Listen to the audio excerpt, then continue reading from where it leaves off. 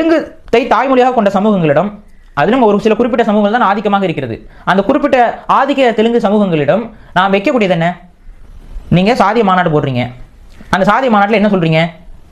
நம்ம தமிழில் பேசக்கூடாது, நம்ம வீட்டில் தமிழ் பேசுவதை தவிர்த்து விடுங்கள், கொஞ்சம் கொஞ்சம் கூட தமிழ் பேசாதீங்க, தெலுங்குல மாட்டுல ஆடுங்க,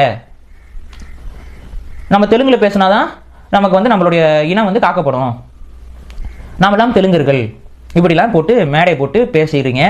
உங்களுடைய கம்யூனிட்டி மாநாடுகளில் இதெல்லாம் தீர்மானமாக கொண்டு வருகிறார்கள். தெலுங்கு பள்ளிகளை திறக்க வேண்டும், தமிழகத்தில் தெலுங்கர்களுக்காக அரசாங்கம் தெலுங்கு பள்ளிகள் நடத்த வேண்டும் அப்படின்னு சொல்லி முதலமைச்சர் வரைக்கும் சென்றெல்லாம் நீங்கள் கோரிக்கை வைத்துட்டு வரீங்க. அப்போ நீங்கள் என்னவா இருக்கீங்க? நீங்கள் தெலுங்கர்களாக இந்த மண்ணில் இருக்கிறீர்கள். இப்போ இது எங்களுக்கு பிரச்சனையா? பிரச்சனையே இல்லை. ஏன்னா இங்கே கன்னடர்கள் இருக்கிறார்கள், மலையாளிகள் இருக்கிறார்கள், சில வெள்ளையர்கள் கூட இருக்கிறார்கள். இவர்கள் மேடை போட்டு தெலுங்கர்கள் அறிவிப்பார்கள், தெலுங்கில் பேசுங்கன்னு சொல்லுவாங்க. இவங்களை நம்ம தெலுங்கர்னு சொன்னா கோவம் ஒத்துக்கிட்டு வந்துடும். நீங்க எப்படி எங்களை தெலுங்கர்னு சொன்னா? நீ தான் சொன்ன, நான் ஏன் சொன்னேன்? நீ தான் மேடையில் போய் சொல்ற தெலுங்குன்ட்டு.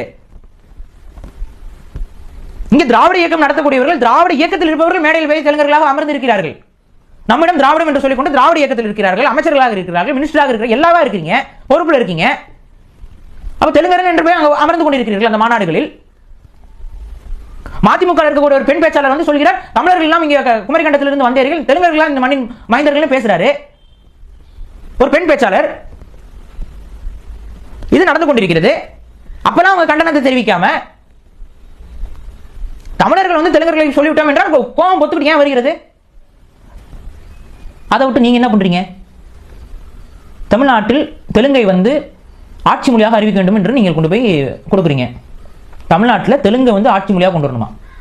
தமிழ்நாட்டில் தெலுங்கை ஆட்சி மொழியாக கொண்டு வர வேண்டும் என்று இது யாரை சீண்டுவதற்கு செய்கிறீர்கள்? இது சீண்டுவது தானே தமிழர்கள? இது தமிழ்நாடு. இங்கே தெலுங்கர்கள் நீங்கள் வாழ்கிறீர்கள், வாழ்ந்து கொண்டிருங்கள். ஆட்சி மொழியாக தெலுங்கு வேண்டும் என்று சொல்வதற்கான காரணம் என்ன? தேவை என்ன? அப்ப தமிழர்களை நீங்கள் வரலாற்றிலிருந்து தொடை தெரிய பார்க்கிறீர்கள். இதுதான் நோக்கமா இருக்கு உங்களுக்கு.